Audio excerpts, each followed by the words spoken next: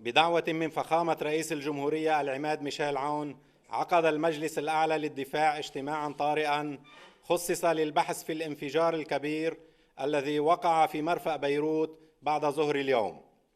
حضر الاجتماع دولة رئيس مجلس الوزراء ووزراء الدفاع والداخلية والمالية والخارجية والاقتصاد والتجارة والأشغال العامة والنقل ومدعي عام التمييز وقادة الأجهزة الأمنية والعسكرية ومدراء المخابرات فيها والمدير العام لرئاسة الجمهورية والأمين العام لمجلس الأعلى للدفاع ورئيس المجلس الأعلى للجمارك والمدير العام للجمارك ومعاون مفوض الحكومة لدى المحكمة العسكرية ومحافظ بيروت ورئيس مرفأ بيروت والأمين العام للهيئة العليا للإغاثة والمدير العام للدفاع المدني، كما حضر المستشار الأمني والعسكري لفخامة الرئيس.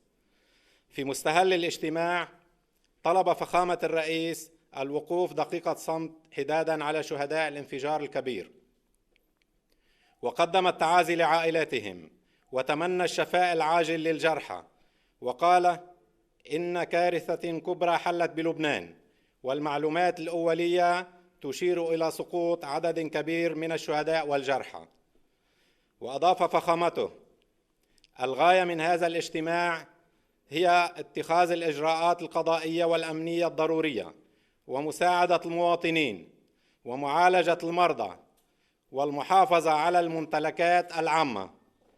ولفت فخامة الرئيس إلى ضرورة التحقيق فيما حدث وتحديد المسؤوليات، لا سيما وأن تقاريراً أمنية كانت أشارت إلى وجود مواد قابلة للاشتعال والانفجار في العنبر الذي وقعت فيه الكارثة.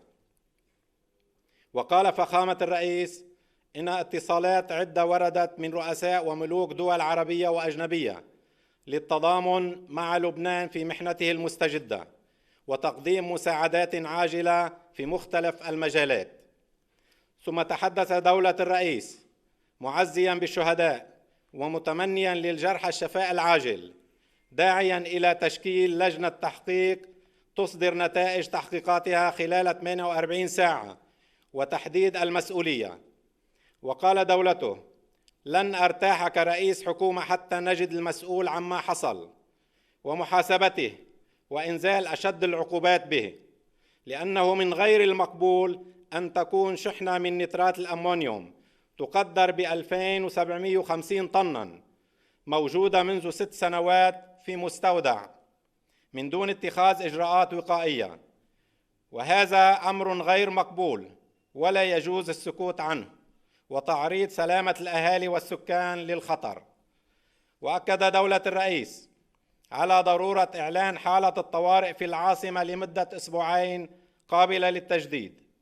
وبعد التداول وعرض التقارير التي أعدتها الأجهزة المختصة حول الكارثة، قرر المجلس الأعلى للدفاع رفع التوصيات الآتية إلى مجلس الوزراء: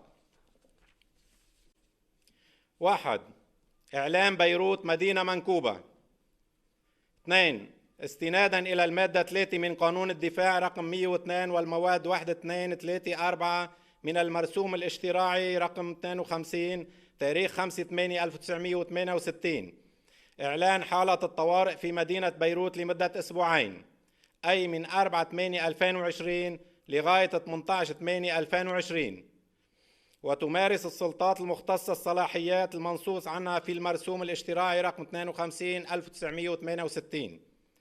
كما وبالاستناد إلى المادة 3 من هذا المرسوم الاشتراعي تتولى فوراً السلطة العسكرية العليا صلاحية المحافظة على الأمن، وتوضع تحت تصرفها جميع القوى المسلحة بما فيها قوى الأمن الداخلي والأمن العام والجمارك ورجال القوى المسلحة في الموانئ والمطارات وفي وحدات الحراسة المسلحة ومفارزها بما فيها رجال الإطفاء. وتقوم هذه القوى بواجباتها الأساسية وفقاً لقوانينها الخاصة وتحت إمرة القيادة العسكرية العليا. كما تختار السلطة العسكرية العليا بقرار بعض العناصر من هذه القوى لتكليفها بمهام خاصة تتعلق بعمليات الأمن وحراسة النقاط الحساسة وعمليات الإنقاذ. 3. تكليف لجنة تحقيق بالأسباب التي أدت إلى وقوع هذه الكارثة على أن ترفع نتيجة التحقيقات إلى المراجع القضائية المختصة في مهلة أقصاها 5 أيام من تاريخه، على أن تتخذ أقصى درجات العقوبات بحق المسؤولين. 4. تخصيص اعتمادات للمستشفيات لتغطية النفقات الاستشفائية للجرحى. 5. دفع التعويضات اللازمة لعائلات الشهداء.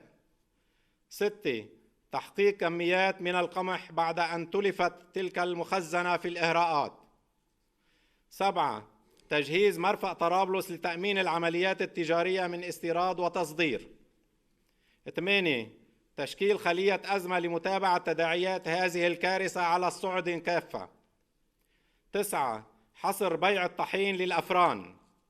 10. تكليف الهيئة العليا للإغاثة مسح الأضرار بالتنسيق مع الجيش اللبناني. 11. التواصل مع جميع الدول وسفاراتها لتأمين المساعدات والهبات اللازمة وإنشاء صندوق خاص لهذه الغاية. 12.